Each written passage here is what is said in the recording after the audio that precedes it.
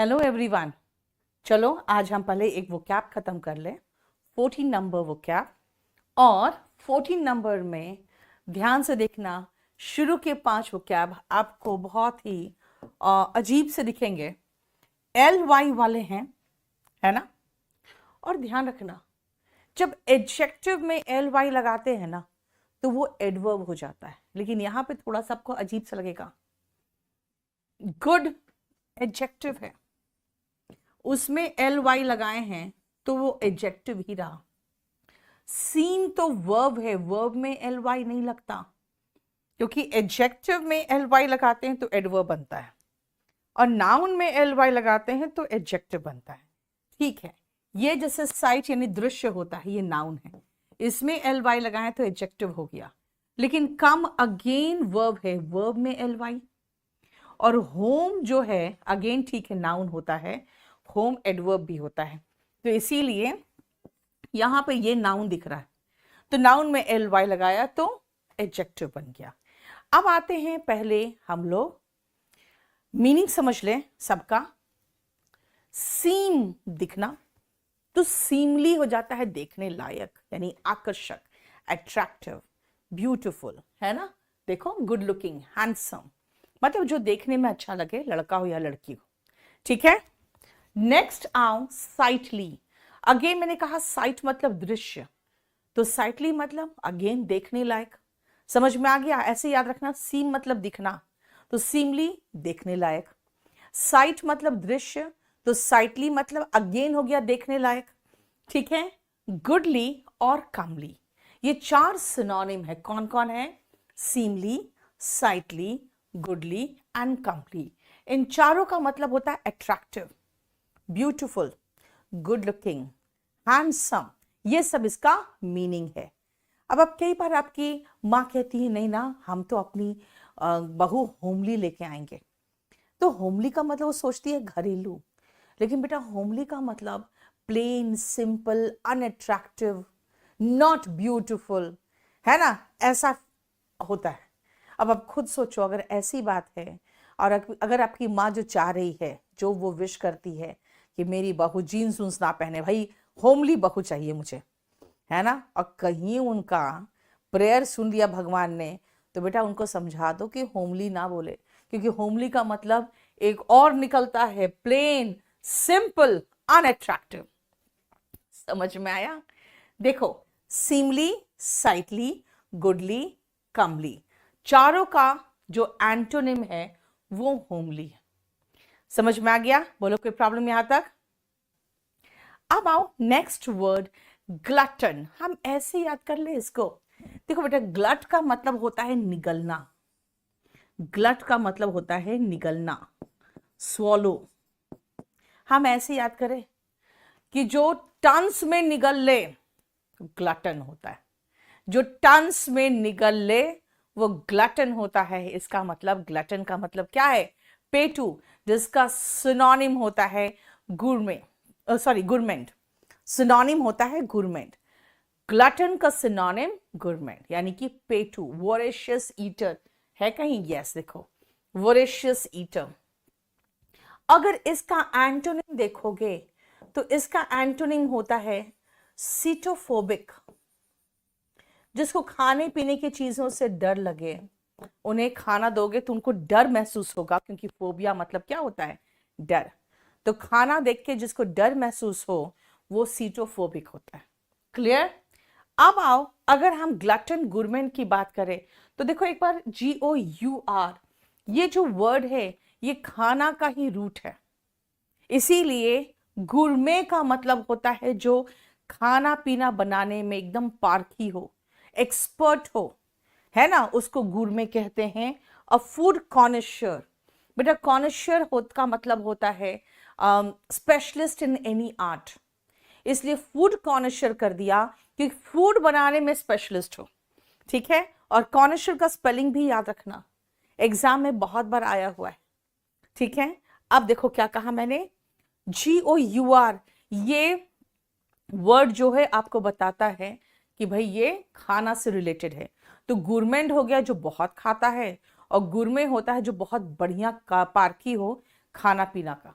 ठीक है, क्लियर? देखो इस पेज में कोई प्रॉब्लम?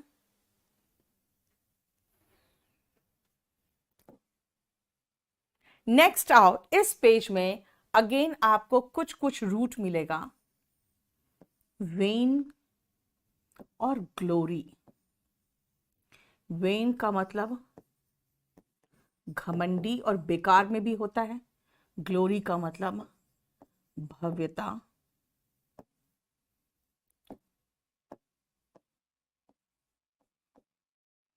ठीक है, चलो गैस्ट्रोनॉमी क्या है, ध्यान से सुनना बेटा। गैस्ट्रोनॉमी का मतलब होता है जो खाना पीना बनाने की जो कला है ना। आप देखोगे बहुत सारे वीडियोस गैस्ट्रोनॉमी पे आजकल दिख जाएंगे।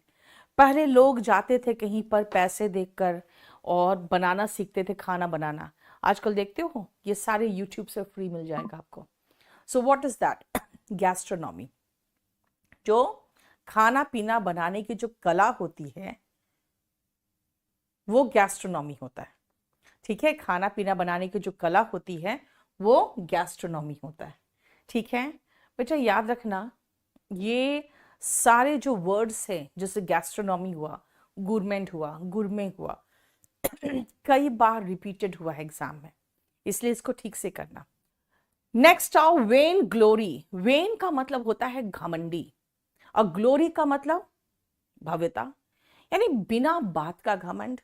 कई बार ऐसा हुआ बड़े बड़े राजा महाराजा बर्बाद हो गए बिकॉज ऑफ वेन ग्लोरी, यानी बिना बात का घमंड होता था, यानी हाथ से सत्ता जा रही है ना, ब्रिटिश साम्राज्य बढ़ता जा रहा है, लेकिन वो अपनी भव्यता और अपने घमंड में बैठे हुए हैं। सो वेन ग्लोरी का मतलब बिना बात का भव्यता, यानी घमंड, ग्लोरी में यानी सिर्फ दिखावा।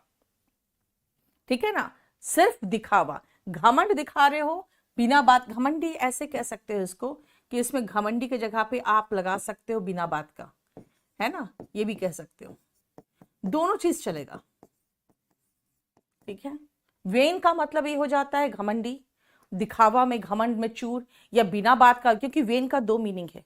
एक तो वेन का मतलब है घमंडी, एक वेन का मतलब है बिना बात का, है ना। तो याद रखना कि वेन का मतलब हो गया अगर बिना बात का, तब भी तो है सही कि बिना बात का दिखावा किए जा रहे हो या घमंड में दिखावा किए जा रहे हो, लेकिन ये अल्टीमेटली क्या है? शो है, एम्प्टी पॉम्प और शो। ठीक है, जिसको हम लोग कहते हैं ऑस्टेंटेशन, इसलिए दिखावा करने वालों को ऑस्टेंटेशियस कहते हैं। ठीक है, नेक्स्ट आओ, वैनिटी। वैनिटी का मतलब क्या हुआ? अगेन याद रखना, वेन का मतलब हो जाता है घमंडी और वेन का मतलब बिना बात का। इसीलिए एक बार में एक शीट में लिखा हुआ है, मैंने एक सेंटेंस में सिखाया दोनों meaning. She is when in when. मैंने सिखाया ऐसे कि देखो, कभी कोई लड़की अगर आपको लिफ्ट नहीं देती है तो कहते हो यार पता नहीं किस बात का घमंड है, बिना बात का घमंड खाती है। तो सेंटेंस कैसे बोलोगे? She is when in when, घमंडी बिना बात का। इसे वेन से बना हुआ नाउन वेनिटी है। वेनिटी का मतलब होता है अगेन वेन से बना हुआ, घमंडी हो गया। ठीक है ना, क्योंकि वेन का मतलब घमंड, तो सॉरी वेन का मतलब घमंडी, तो वेनिटी का मतलब घमंड हो गया। देखो, एरोगेंस, कंसीटेडनेस, हॉटीनेस, है ना, ऐसे लोग क्या होते हैं? बहुत ज्यादा घमंडी होते हैं। नेक्स्ट आओ, फोर्टिट्यूड। इसको ऐसे याद रखना, फोर्ट समझते हो बेटा? फ्लैम्बॉयंट होते हैं जो दिखावा करते हैं, फ्लैम्बॉयंस कह सकते हो, नाउन बनाओगे तो। फोर्टिट्यूड ऐसे याद रख सकते हो, फोर्ट की तरह एटीट्यूड। फोर्ट का मतलब किला। बेटा किला अगर कोई भेद देता है ना तो वो सत्ता खत्म ही हो जाती है। इसलिए राजा महाराजाओं के किले बहुत स्ट्रांग होते थे, है ना। तो क्या कह रही हूं मैं? फोर्ट की तरह एटीट्यूड, यानी किले की तरह एटीट्यूड, यानी कि एकदम टक्कर कोई दे तो भी हम खड़े रहेंगे, हम में हिम्मत है, ताकत है और हम ब्रेव है ना। क्योंकि फोर्ट जो होते हैं ना बेटा, ये हमेशा एक, इसका रूट जो है, इसका रूट है स्ट्रॉन्ग, है ना। कहते हैं ना आपका फोर्ट किस सेक्टर में है, यानी कि आप किस सेक्टर में स्ट्रांग हो, है ना। तो याद रखना फोर्ट का मतलब हो जाता है स्ट्रांग। So fortitude is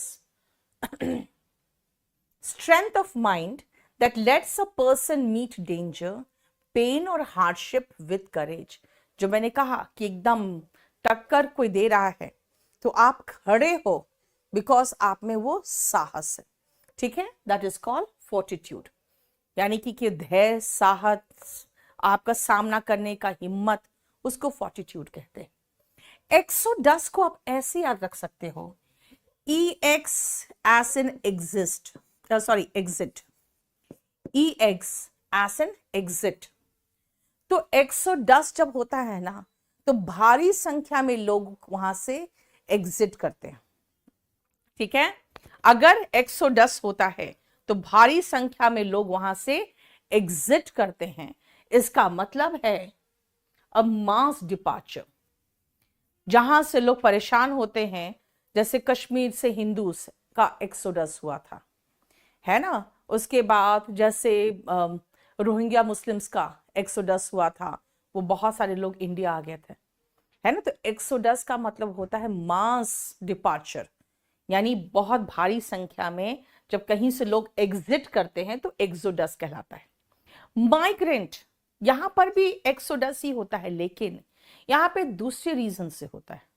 यहां पर पलायन होता है क्योंकि लोगों को वहां पे अपने आजीविका का कोई स्रोत नहीं मिल रहा है ना.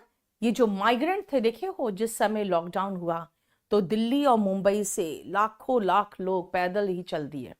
वो कौन थे? वो माइग्रेंट्स थे. तो माइग्रेंट कौन है? A person who goes from one place to another, especially to find work.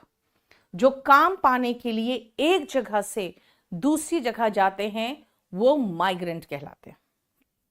Clear? समझ में आया? देखो इस पेज में कोई प्रॉब्लम बताओ. चलो,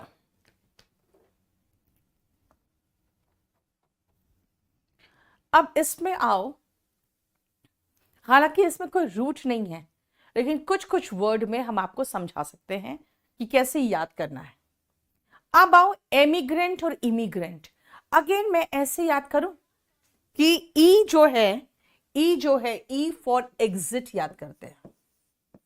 ई फॉर एग्जिट याद करते हैं. यहां से जो एग्जिट करके जा चुके हैं वो एमिग्रेंट है. और बाहर से आई फॉर हम इन याद कर दे. इन, बाहर से जो अंदर आ चुके हैं वो इमिग्रेंट है. Emigrant, immigrant, emigrant, immigrant. Immigrant कौन है? जैसे बांग्लादेशीज आके बस गए यहाँ पे, और क्योंकि आपको पता ही है वो भी बंगला बोलते हैं, है ना. उनका भी कॉम्प्लेक्शन लगभग वही सेम है जो बंगालीज का होता है, और वो भी वही फूड हैबिट उनका वही है, मछली चावल. तो इसीलिए बहुत आराम से वो मिक्स्ड हो गए, पता ही नहीं चला कि ये बांग्लादेशी है. और उन्होंने फिर अपना आधार वगैरह सब कुछ बनवा लिया इंडिया का, है ना. तो क्या था ये एमिग्रेंट का मतलब हो गया जो यहां से चले गए. यानी जैसे कि NRI जो है, नॉन रेसिडेंट इंडियंस, जो अमेरिका कनाडा जाके बस गए, है ना. तो वो क्या हुआ? वो बाहर चले गए, वो एमिग्रेंट हो गए. और जो अंदर आके बस गए वो इमिग्रेंट हो गए. नेक्स्ट आओ, ये दो वर्ड जो है इटिनरेंट और इटिनररी. ये जो दो वर्ड्स हैं, ये दोनों वर्ड आपको घूमने से रिलेटेड बात बताएगा. तो दोनों वर्ड जहां पर भी दिखे आप समझ जाओ कि घूमने से रिलेटेड है. यानी इटिनरेंट जो होते हैं वो घुमक्कड़ होते हैं, वो वॉन्डरर्स होते हैं जो जगह जगह घूमते हैं, है ना. Travelling from one place to another, जिसको हम लोग इडियम्स एंड फ्रेजेस में ईची फूड भी कहते हैं. और ऐसे लोगों को वॉन्डरलस्ट होते हैं, ये लोग वॉन्डरर कहलाते हैं. ठीक है, travelling from place to place. जिनका ईडियम में है ईची फूड, जिनको पैर में खुजली मची रहती है, घूमते रहेंगे वो, है ना. और वॉन्डरर कहलाते हैं ये घूमते हैं. हालांकि कह सकते हो कि ऐसे लोगों को कई बार लोग वैगाबॉन्ड बोल देते हैं, लेकिन ऐसा नहीं है. वैगाबॉन्ड एक अलग ही क्लास के लोग होते हैं. ठीक है. और जब आप कहीं बाहर घूमने जाते हो तो अगर मान लो किसी कंपनी की तरफ से गए हो तो वो एक आपको शेड्यूल देगा. कब हम कहाँ पहुंचेंगे, वहां पे क्या क्या करेंगे, है ना, कहाँ पे फिर हम लोग घूमने कहाँ जाएंगे, कहाँ ठहरेंगे, कितने बजे पहुंचेंगे, वो पूरा एक शेड्यूल ऑफ द टूर होगा। दैट इज कॉल्ड इटिनरी, यानी कि शेड्यूल ऑफ अ टूर। ठीक है, समझ में आया? अब आओ नेक्स्ट, डम्बफाउंडेड। हम ऐसे याद रख सकते हैं, डम का मतलब होता है गूंगा, जो बोल नहीं सकता है, और फाउंड का मतलब हो गया पाना, है ना, या पाया जाना। मतलब जब आप उसे देखे उस समय क्या था, वो एकदम चुप, मुंह से आवाज ही नहीं निकल रही थी। जब भूत देख लेते हो तो क्या हालत होती है, मुंह खुला तो खुला रहता है लेकिन आवाज नहीं निकलती। यानी ऐसे सोच सकते हैं कि जैसे मैंने भूत देखा, I was aghast when I saw the ghost। हालांकि देखो, घास्ट और घोस्ट ऐसे याद रख सकते हो, है ना, घोस्ट को देखकर अघास्ट हो गई, लेकिन याद रखना यहां एच साइलेंट है, एच यहां पे साइलेंट है, इसीलिए मैं सिर्फ आपको याद कराने के लिए बोल रही हूं कि घोस्ट देखकर अघास्ट हो गई, है ना, समझ में आया? एगैस्ट, फ्लैबरगैस्ट, डम्बफाउंडेड, तीनों सिनोनिम है। तीनों का मतलब है हक्का बक्का, मुंह खुला का खुला रह गया, मुंह से आवाज ही नहीं निकल रहा है, इतना अधिक आप शॉक्ड हो गए हो, इतना अधिक आप शॉक्ड हो गए हो कि मुंह खुला का खुला है लेकिन आवाज नहीं निकल रहा। Speechless with surprise, dumbfounded, flabbergast and aghast. देखो क्लियर? और बी लाइन, बी का मतलब समझते हो, मधुमक्खी, लाइन मतलब क्यों, यानी एक लंबी सी लाइन लगी हुई है, दूर से लग रहा है कि यार सिर्फ जैसे छोटे छोटे छोटे छोटे कीड़े से दिख रहे हैं मुझे, तो इतनी लंबी लाइन है, वो क्या है, बी लाइन। बी लाइन का मतलब हुआ अ स्ट्रेट डायरेक्ट कोर्स, यानी सीधी लाइन, सीधी रेखा, beeline. Clear? Next page देखो,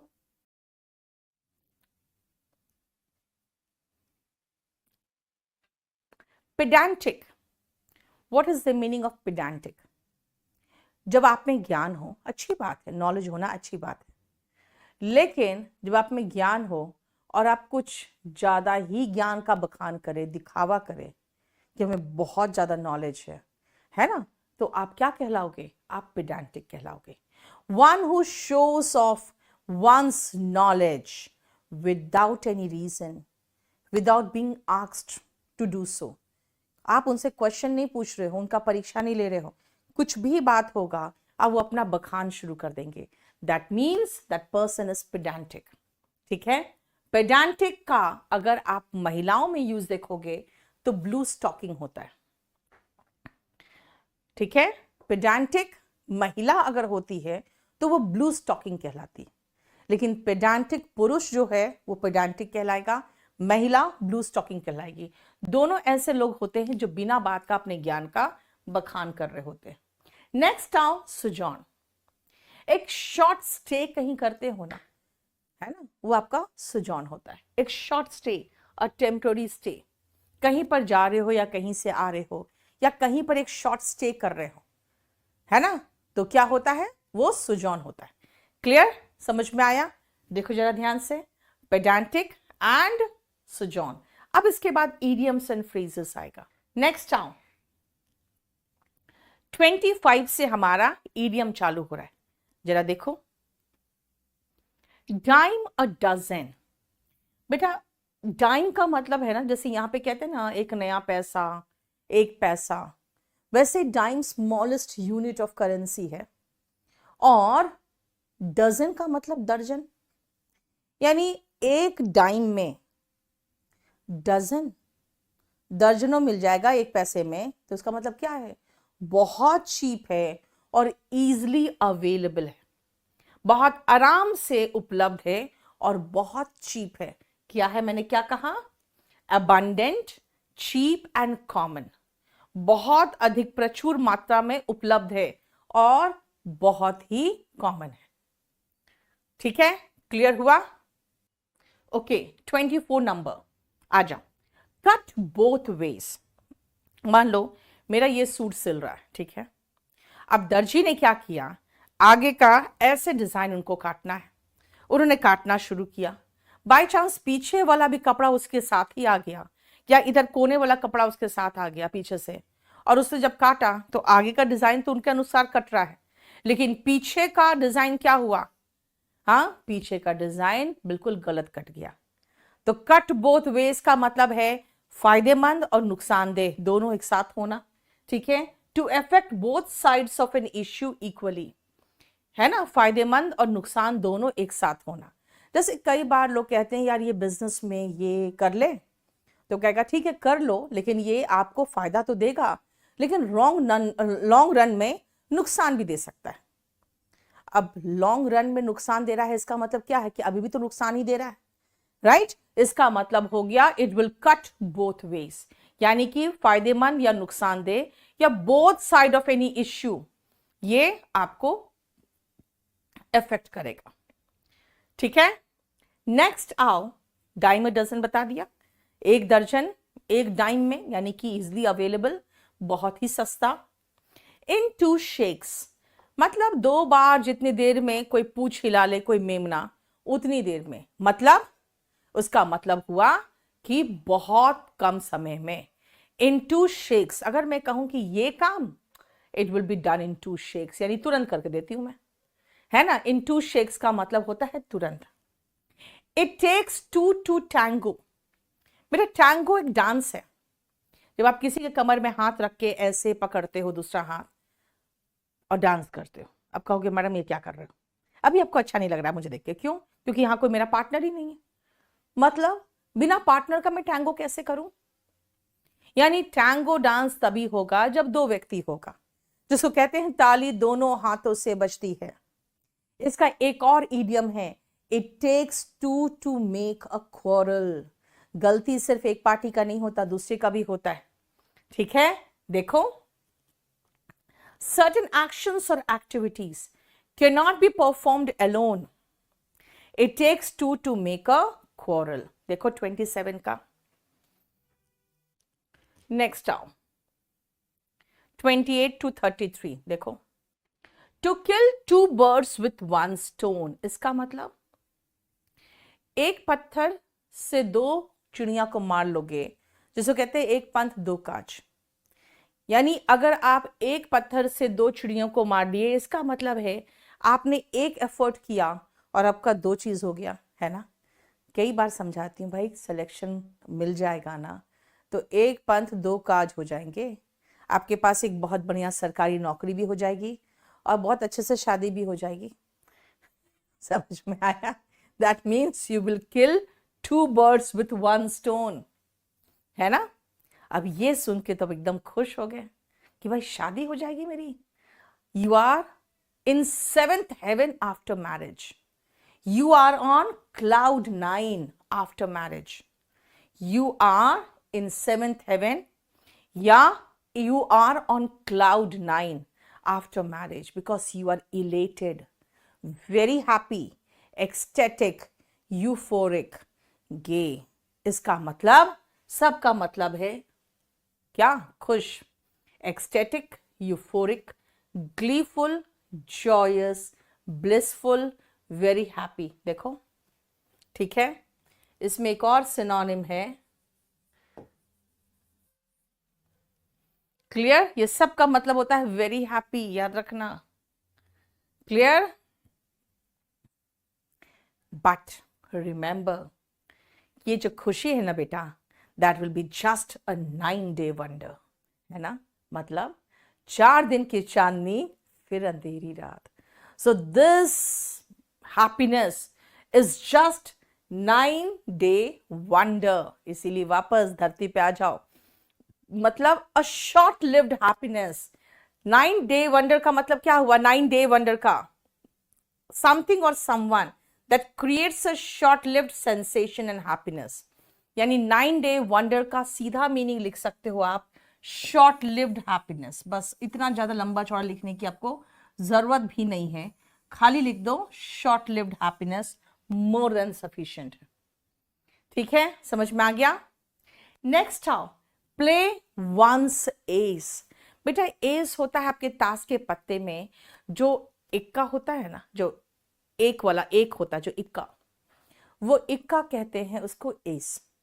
जब आप अपना पत्ते का इक्का फेंक रहे हो, इसका मतलब है उसके आगे किसी के पास कोई पत्ता ही नहीं हो सकता।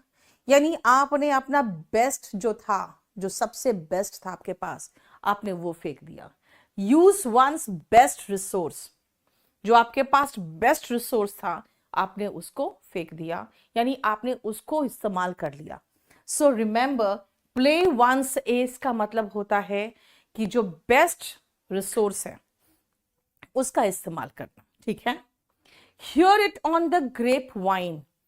ग्रेप वाइन का मतलब होता है बेटा, पेड़ जो ग्रेप्स होते हैं ना, वो कोई बहुत स्ट्रॉन्ग पेड़ पर नहीं होता है, वो झाड़ पे होता है ना, वो बिल्कुल ऐसा लत लगा रहता है, उस पे ही वो लताएं जो होती है उस पर अंगूर होते हैं।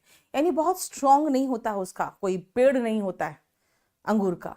तो hear it on grapevine का मतलब है यार कोई ऐसा बहुत स्ट्रॉन्ग बातें नहीं है जो आप जिस पर रिलाई कर सकते हो, सुनी सुनाई बातें हैं, है ना, बहुत इतना स्ट्रॉन्ग चीज नहीं है जिस पर आप बहुत रिलाई कर सकते हो। जिसका मतलब हो गया टू हियर और learn of something through an informal means, यानी कि जो ऐसी खबर है जिस खबर पे बहुत ज्यादा भरोसा नहीं किया जा सकता है। ठीक है, देखो स्पेशली गॉसिप, ये गॉसिप है। नेक्स्ट आओ, an arrow in the quiver. आप देखते हो जो आप पिक्चर वगैरह देखोगे जिसमें, चलो रामायण का ही देख लो, श्री राम के पीछे आप देखोगे क्विवर होता है जिसमें एरोस रहते हैं, है ना, जिनके उसमें तीर रहते हैं, जो वो लेके ऐसे चलते थे, है ना। तो एरो इन द क्विवर का मतलब क्या हुआ, मान लो अब उनको अगर तीर चलाना है तो क्विवर में तो एरो है ही, बस निकाला तीर और चला दिया, है ना, निकाला तीर और चला दिया। ठीक है, इसका मतलब क्या है, इसका मतलब है जो आपके पास उपलब्ध रिसोर्स है उसकी बात की जा रही, आपके पास जो उपलब्ध साधन है। नेक्स्ट आओ, अ स्टिच इन टाइम सेव्स 9।